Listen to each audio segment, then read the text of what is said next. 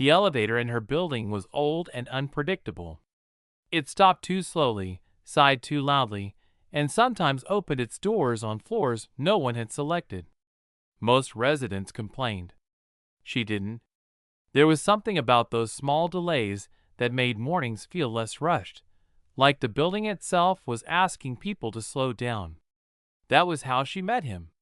The elevator stopped between floors one morning, lights flickering just enough to be noticeable.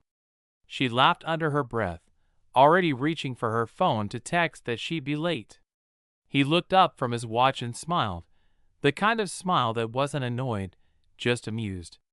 "Seems like we're not in control today," he said. She nodded. "That happens more often than people admit." They talked while waiting for the elevator to move again. Not about anything important, just work schedules, how strange it was that a small metal box could decide the rhythm of your day. When the doors finally opened, neither rushed out.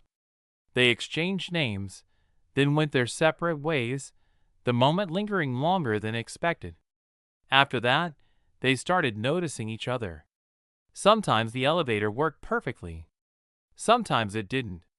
Either way, their conversations continued, short, unplanned, but always easy. He learned she preferred mornings quiet. She learned he liked order, but accepted chaos when it showed up anyway. The elevator became their shared pause, a place where nothing else competed for attention. One evening, after a long day, the elevator stalled again. This time, neither sighed. They stood in comfortable silence, the city humming faintly through the walls.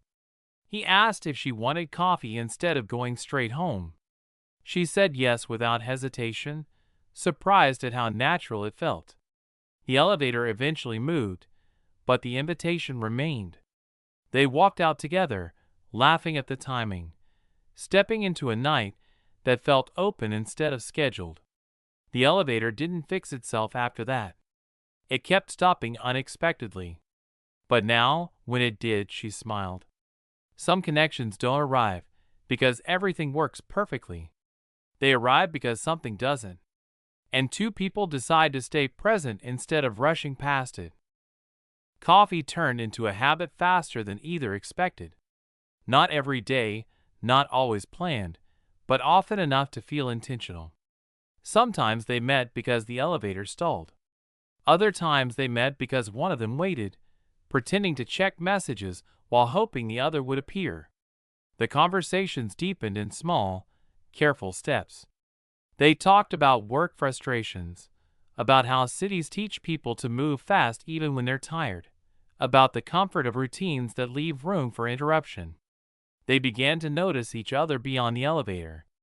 A wave in the lobby. A shared look when the doors closed too slowly. A smile when the elevator behaved for once, almost disappointing them. What had started as coincidence settled into choice. The pauses between floors became places where they could be honest without needing to explain why. One night, after the elevator stopped again, light steady this time, no panic, just stillness, she admitted she liked these moments more than she should. He nodded, saying delays gave him permission to feel things he usually postponed. The admission wasn't dramatic. It was quiet and real, and it changed the air between them. They stepped out together and walked instead of riding the rest of the way up. The stairs echoed softly, their pace unhurried. At her door, they paused. He didn't rush. She didn't either.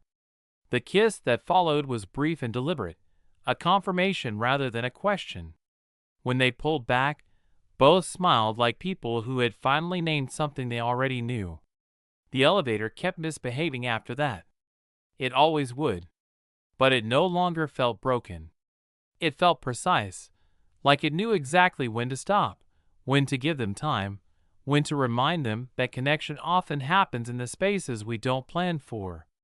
And every time the doors closed and the car slowed unexpectedly, neither of them reached for the emergency button. They simply waited, together, letting the wrong floor be exactly the right place to be.